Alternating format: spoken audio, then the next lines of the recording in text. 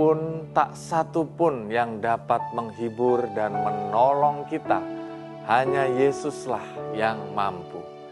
Bersamanya hati kita damai. Sungguh ajaib indah lagu ini. Kita melihat bahwa benar hanya di dalam Yesus saja kita merasakan damai dan tenang, merasakan penghiburan kekuatan dari Tuhan. Saudara-saudara, biarlah kita semakin menghayati ujian ini ketika kita membaca merenungkan firman-Nya. Kita bersatu dalam doa.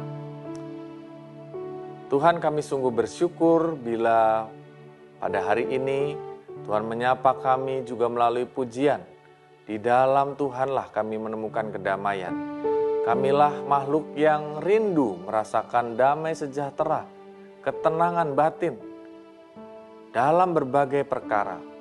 Oleh karena itu, berikan kami firman-Mu ya Tuhan. Karuniakan kepada kami petunjuk-petunjuk-Mu, supaya kami dapat memahami apa yang kami perlu lakukan dan menjadi pelaku firman yang baik di dalam petunjuk-petunjuk yang Tuhan berikan itu. Hanya di dalam nama Tuhan Yesus Kristus kami berdoa dan bersyukur. Amin. Sahabat Morning Grace yang Tuhan kasihi, renungan pada hari ini diambil dari Mazmur 85 ayat 11. Demikian. Keadilan dan damai sejahtera akan bercium-ciuman. 30 tahun yang lalu di Houston, Amerika Serikat, ada 2 orang pria ditangkap polisi atas tuduhan merampok dan memperkosa seorang perempuan berusia 26 tahun. Salah seorang dari pria itu bernama Cornelius Dupre Jr., berusia 51 tahun kala itu. Pengadilan mengadili kedua pria itu dan menyatakan bersalah kedua pelaku dan menjatuhkan hukuman penjara selama 75 tahun kepada mereka. 51 tahun usia dijatuhi hukuman 75 tahun penjara. Pria yang satu menerima keputusan pengadilan sebagai hukuman yang adil terhadap perbuatan salahnya, tetapi tidak demikian untuk Dupre. Dari sejak awal penangkapan sampai penghukuman dirinya, Dupre merasa dia tidak bersalah dan tidak melakukan perbuatan itu, dan apa yang dituduhkan kepadanya itu adalah sebuah kesalahan. Ia justru merasa ketidakadilan pengadilan merampas damai sejahtera di dalam hidupnya. Karena itu Dupre terus berjuang untuk memperoleh keadilan.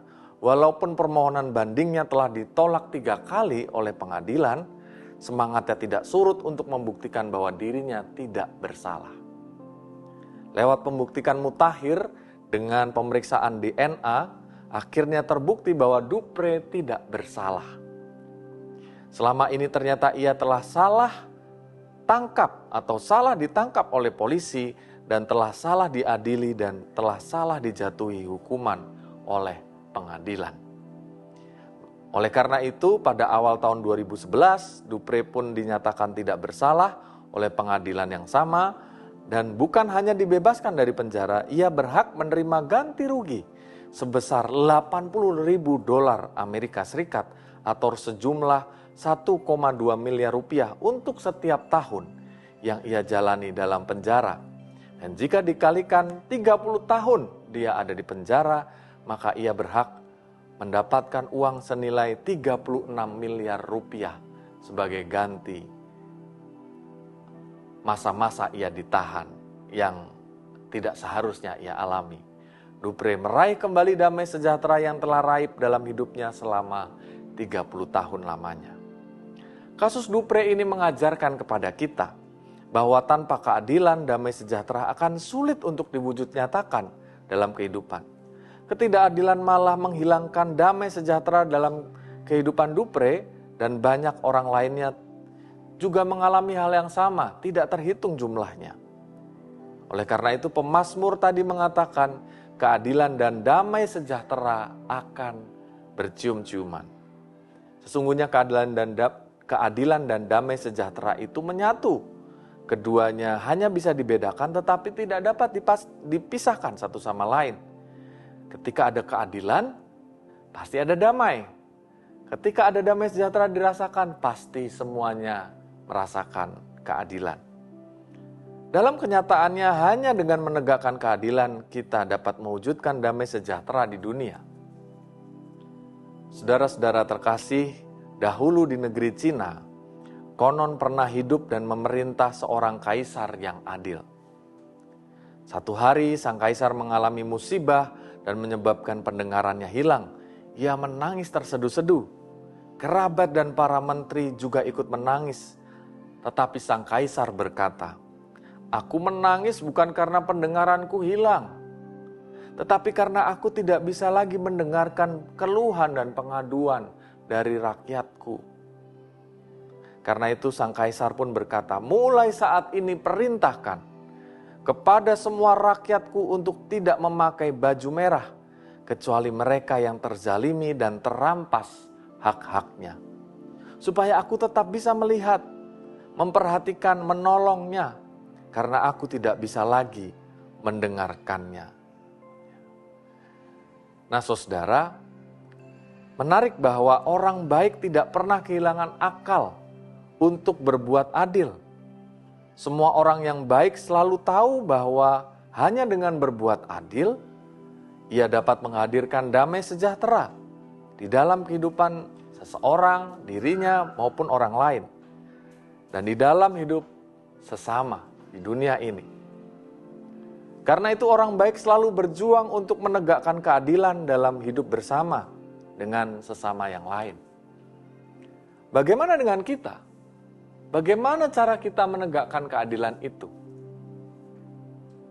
Dengan cara yang mudah, saudara-saudara, dengan tidak diam ketika ada keprihatinan terjadi. Ketika ada bullying yang terjadi, bersuaralah, katakanlah yang sebenarnya. Ketika ada korban di tengah-tengah situasi yang sulit, bersuaralah, jangan hanya diam.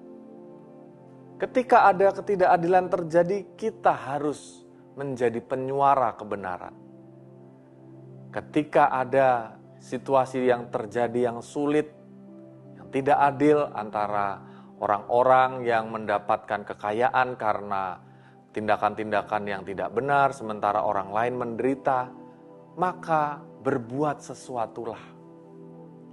Di sanalah sebenarnya kita menciptakan keadilan. Saudara, satu ketika ada seorang muda yang melihat banyak bencana di sekitarnya. Ketika ia menaiki kendaraan, ia melihat ada banjir terjadi. Dia berkata, "Tuhan, di manakah Engkau?" Ketika ia melihat ada kekerasan, kriminalitas terjadi, dia bertanya, "Tuhan, di manakah Engkau?" Ketika ada orang miskin meminta-minta, dia bertanya, "Di manakah Engkau?" Sampai di rumah ia berdoa, "Tuhan, di manakah Engkau?" Ketika semua ini terjadi, maka di dalam hatinya Tuhan membisikkan kata, "Aku ada di sini, aku ada melalui kamu untuk dunia ini." Di sana ia tersadar, oh, keadilan tercipta ketika kita semua mau berbuat sesuatu di tengah-tengah situasi yang memprihatinkan. Karena itu saudara-saudara, selamat menjadi orang yang baik memperjuangkan keadilan melalui cara yang sederhana. Jangan golput, jangan diam. Ketika pemilu sebentar lagi terjadi, kita tidak boleh skeptis, tidak boleh mengatakan bahwa saya tidak peduli, semuanya nampak punya kekurangan. Kita harus memilih mana yang paling baik yang bisa membawa kebaikan buat dunia ini, buat negeri kita. Di sanalah kita juga berlaku adil.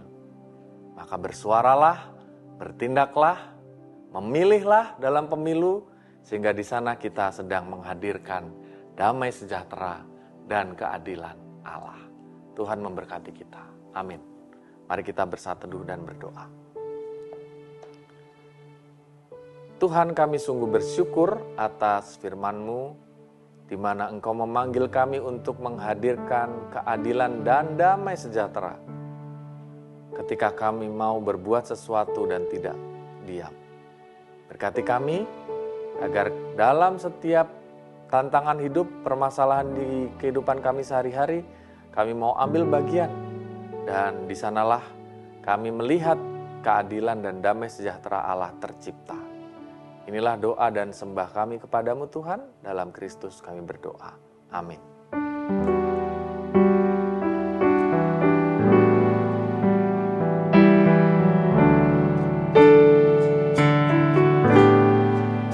Bersama Dia hatiku damai, walau ada dalam kekelaman.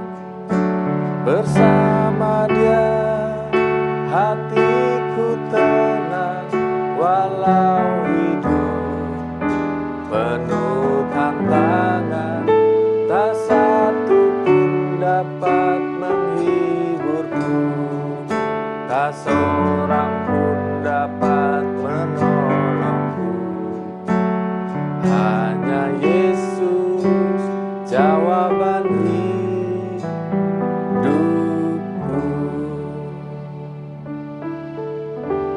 Selamat merasakan damai sejahtera Tuhan dan selamat menghadirkan keadilan dan damai itu di bumi.